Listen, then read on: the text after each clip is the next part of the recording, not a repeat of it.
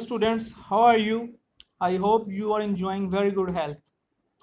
Students, today we will discuss about the English correction rules. This is our third lecture.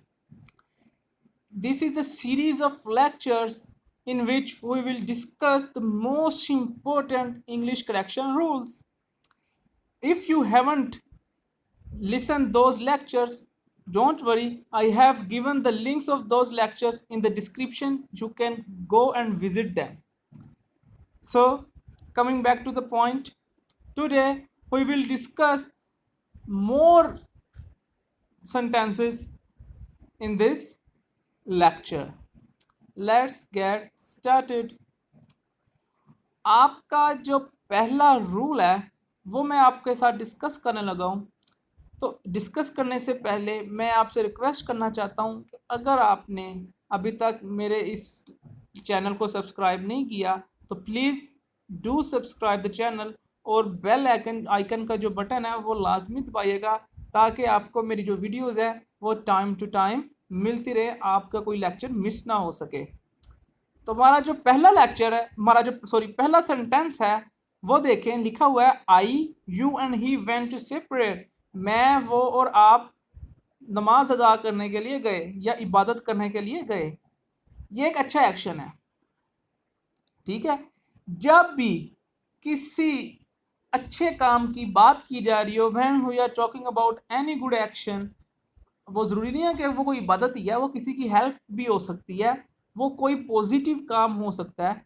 तो उसमें जो sequence होगा वो क्या होगा, वो ये होगा, मैंने लिखा हुआ है करेक्शन के अंदर कि जो सेकंड पर्सन है वो स्टार्ट में आएगा, थर्ड पर्सन दरमियान में और लास्ट में आएगा first person.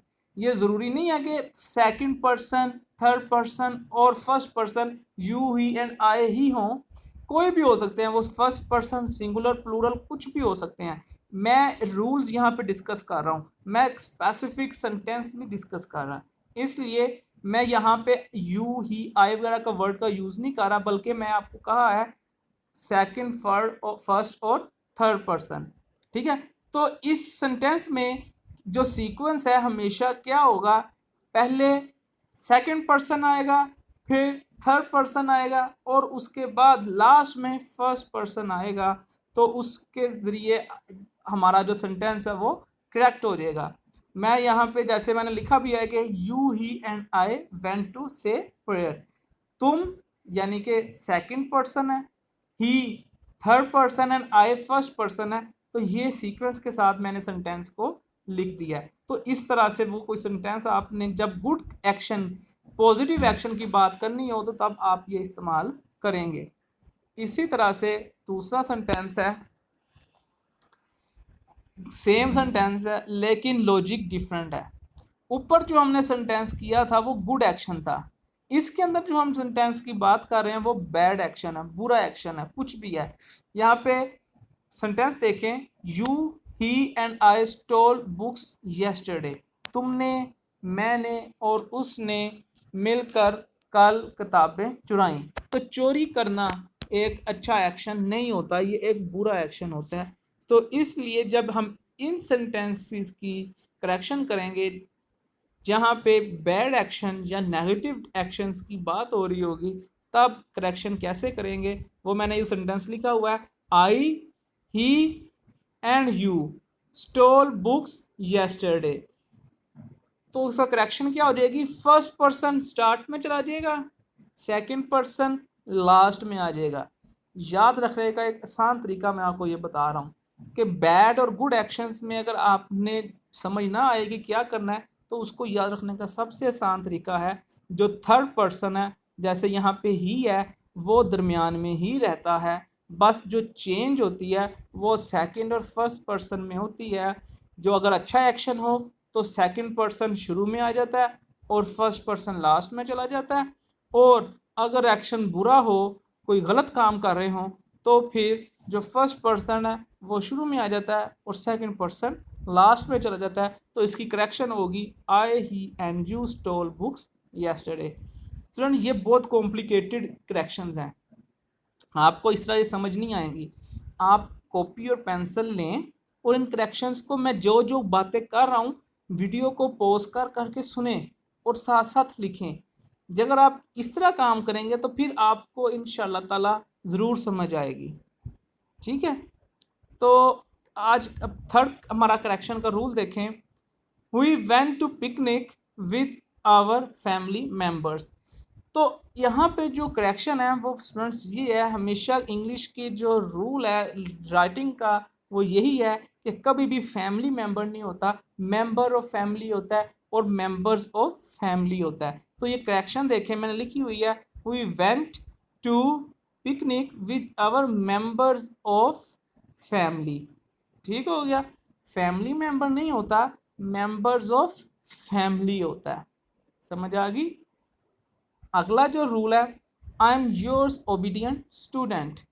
I am yours obedient student, मैं आपका फर्मा बरदार तालिब इल्म हूँ। यहाँ पे जो रूल करेक्शन का डिस्कस हो रहा है वो डिस्कस हो रहा है पोजेसिव केसेस, प्रोनाउन के पोजेसिव केस को यहाँ पे हम डिस्कस कर रहे हैं। हमेशा याद रखना पोजेसिव केस कोई भी हो सकता है, जितने भी हैं आपके जो प्रोनाउन है ही शी इट आई हुई दे यू, इन सब के पोजेसिव केसेस जो भी होते हैं जब भी वो इस्तेमाल हो तब उनके साथ अपोस्ट्रोफी एस का इस्तेमाल नहीं करते। समझ आ रही है, अपोस्ट्रोफी एस का इस्तेमाल नहीं करता है। मिसाल के तौर पे आई है, आई का जो पोजेसिव केस होता है वो होता है माई, वी का आवर, और इसी तरह से ही यू का होता है योर्स। तो यहाँ पे योर्स की करेक्शन अपोस्ट्रोफी एस नहीं बल्कि सिंपल एस के साथ करनी है। नीचे मैंने सेंटेंस लिखा है, देखें, I am yours obedient student. तो मैंने यहाँ पे योर्स का देखें, यहाँ पे मैंने अपोस्ट्रोफी एस ख़त्म कर दिया और योर्स इकट्ठा कर दिया। क्यों? क्योंकि योर्स यहाँ पे ऐसे पोजेसिव केस के तौर पे इस्तेमाल हो रहा है और पोजेसिव केस में कभी भी हम अपोस्ट्रोफी एस का इस्तेमाल नहीं करते। इसी तरह से एक अगर हम देखें तो दूसरा होता है इट्स। इट्स के अंदर अपोस्ट्रोफी एस नहीं होता, इट्स के अंदर सिंपल आई टी एस लिख देते हैं, इट्स, उसका। ठीक है, यानी कि जब नॉन लिविंग बींग्स की बात कर रहे होते हैं हम। समझ आ गई। तो अगर आपको कोई मसला हो तो ये वीडियो को आपने क्या करना है, पॉज करना है, लिख लेना है सारा कुछ और फिर बार बार सुननी है। इंशाल्लाह ताला अगर अल्लाह ने चाहा तो फिर ये आपको कोई मसला नहीं होगा इन करेक्शंस को सोल्व करने में। अगला देखें, पांचवा करेक्शन है, I took this book from this table and put in my bag. यहाँ पे जो रूल इस्तेमाल हो रहा है वो यहाँ पे करेक्शन का है कि इन कब लगाना है और इन टू कब लगाना है। स्टूडेंट्स एक बात हमेशा याद रखना, जब एक चीज़ पहले बाहर है पड़ी हुई, हमने उसको उठा के अंदर किया है, ठीक है, या फिर कोई शख्स पहले बाहर था वो अंदर आ गया, तब हमेशा इन का इस्तेमाल इनकरेक्ट होगा, यानी कि इन वहाँ पे नहीं आएगा, गलत होगा, वहाँ पे इन टू आता है। ठीक है, यहाँ पे मैंने जैसे इसकी करेक्शन नीचे की है, I took this book from this table and put into my bag. समझ आ रही है। मिसाल के तौर पे मैं यहाँ पे दूसरी आपको एक मिसाल देता हूँ। एक शख्स था, वो पहले बाहर खड़ा था, फिर उसने पानी के अंदर छलांग लगा दी। ठीक है, पानी कोई भी दरिया हो सकता है, कोई नहर हो सकती है। तो हम ये नहीं कहेंगे कि he dive in the water, हम ये कहेंगे he dive into the water. In the water गलत होगा। एक शख्स बाहर था गली में, तो आपको, या बाहर वैसे ही कहीं पे था, वो कमरे में आ रहा है या घर में आया, तो हम ये नहीं कहेंगे he came in the house, he came into the house. समझ आ रही है। तो रूल क्या है, जब एक चीज़ बाहर है, उसको एक चीज़ या शख्स उसको अंदर कर रहे हैं हम किसी चीज़ के, तो वहाँ पे हम हमेशा इन टू का इस्तेमाल करते हैं। यही केस ऑन टू के साथ होता है कि जब हमने कोई चीज़ अपने, पहले एक मिसाल के तौर पे एक चीज़ थी, वो मेरे हाथ में थी, ठीक है, एक पेंसिल कह लें, उस पेंसिल को मैंने टेबल पे रख दिया, तो मैं ये नहीं कहूँगा कि I put my pencil on the table, ये गलत होगा। ये आएगा I put my pencil on to the table. ठीक है, हाँ, अगर एक चीज़ पहले ही टेबल पे पड़ी हुई है तो हम फिर ये कहेंगे कि the book is on the table, जो किताब है वो टेबल के ऊपर है। तो ये जो रूल है इन टू और ऑन टू के, ये बहुत इंपॉर्टेंट रूल है। और ये करेक्शन जो सेल्फ राइटिंग है लिखते हुए, ये बहुत ज़्यादा स्टूडेंट ये गलतियां करते हैं। तो हमेशा आपने इन रूल्स को याद रखना है। आगे 6वां है, the jury have decided this case unanimously. जो जजेस हैं, ज्यूरी कहते हैं ग्रुप ऑफ जजेस, 2 3 4 5 10 जजेस एक मिल के एक बेंच बनाएं और उस बेंच का उसके ऊपर मुतलिक फैसला करें किसी भी केस के मुतलिक, तो वो कहलाती है ज्यूरी। तो अगर स्टूडेंट्स याद रखना, वो ज्यूरी एक यूनानिमसली फैसला करे। यूनानिमसली का मतलब होता है कि इत्तेफाक करे, यानी कि सबका एक ही फैसला हो। तो तब हम हमेशा जो हेल्पिंग वर्ब है वो सिंगुलर यूज करते हैं। समझ आ रही है?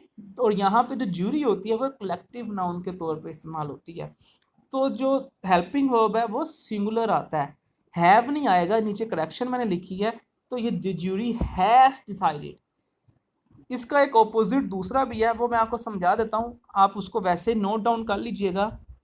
अगर तो ज्यूरी फैसला एक पॉइंट पे ना आ सके फैसला करते वक्त, यानी कि मिसाल के तौर पे 3 जजेस थे या 5 जजेस थे, उन 5 जजेस में से 3 ने एक फैसला सुनाया, 2 ने एक किया, यानी कि उनके फैसले में 3 एक तरफ हो गए, 2 एक तरफ हो गए, पांचों के पांचों मिल ना सके एक जगह पे, तो फिर हम कहेंगे कि ज्यूरी हैव डिसाइडेड। तब उसके साथ हैव आएगा, क्यों? क्योंकि वो एक पॉइंट पर एग्री नहीं कर रहे।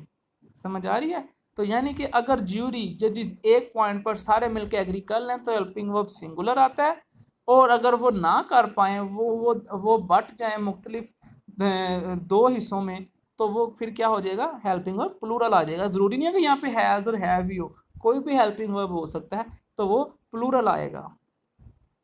अगला जो सेंटेंस है वो देखिए, either of the two options are wrong. दोनों में से कोई एक ऑप्शन गलत है। तो ये स्टूडेंट हमेशा या ज़्यादातर इस तरह की गलतियां करते हैं। वो चूंकि यहाँ पे ऑप्शन रहता है, या कोई भी प्लूरल नाउन हो सकता है, ज़रूरी नहीं है ऑप्शन है, कोई भी प्लूरल नाउन हो सकता है। उसके बाद वो यहाँ पे क्या करते हैं, हेल्पिंग वर्ब जो होता है ना वो प्लूरल लगा देते हैं। क्यों? क्योंकि वो कहते हैं यहाँ पे जो वो प्लूरल है, ठीक है, यहाँ पे अगर मसाले के तौर पर यहाँ पे ऑप्शन की जगह पे पीपल होता, या कोई भी प्लूरल प्रोनाउन या नाउन होता, तो स्टूडेंट क्या करते हैं उसके मुताबिक यहाँ पे हेल्पिंग वर्ब लगा देते हैं, जो कि बिल्कुल गलत है। हमेशा याद रखना स्टूडेंट्स, ये जो वर्ड्स है ना, ईच, ईदर, नीदर, जिसको आप आइदर और नाइदर भी कहते हैं, तो वो उसके बाद एनी, एनी वन, ठीक है, नो वन, नन, ये वो वर्ड्स हैं जिनके साथ हमेशा ये जो हेल्पिंग वर्ब है वो सिंगुलर आता है। तो इसकी करेक्शन क्या होगी? इसकी करेक्शन होगी either of the to, either of the to option is wrong. दोनों में से एक जो ऑप्शन है वो गलत है। यहाँ पे इज आएगा ना कि आर। यहाँ पे जरूरी नहीं है कि अगर मिसाल के तौर पे यहाँ पे वाज वर होता यहाँ पे, तो यहाँ पे वाज आ जाना था। अगर यहाँ पे हैव होता तो यहाँ पे हैज आ जाना था। तो यानी कि प्लूरल जो हेल्पिंग वर्ब है उसकी जगह पे हमने सिंगुलर हेल्पिंग वर्ब लगा देना था उन वर्ड्स के साथ जो मैंने अभी आपको बताए हैं। आज की आखिरी जो करेक्शन है वो हम डिस्कस करते हैं, वो क्या है? Either of the 3 are going to Lahore. तीनों में से कोई एक लाहौर जा रहा है। अब देखें, इसके अंदर 2 रूल्स डिस्कस होंगे। पहली बात, ईदर के साथ आर नहीं आएगा, एक तो ये करेक्शन है। दूसरी करेक्शन क्या है? दूसरी अब होगा क्या? ये मैंने 2 करेक्शन यहाँ पे की क्यों है? बाज़ इस तरह भी पेपर में एग्जामिनर कर देता है स्टूडेंट को चेक करने के लिए कि उनके अंदर कितनी कॉमन सेंस है, तो वो 2 करेक्शन रूल्स भी एक सेंटेंस के अंदर डिस्कस कर लेता है।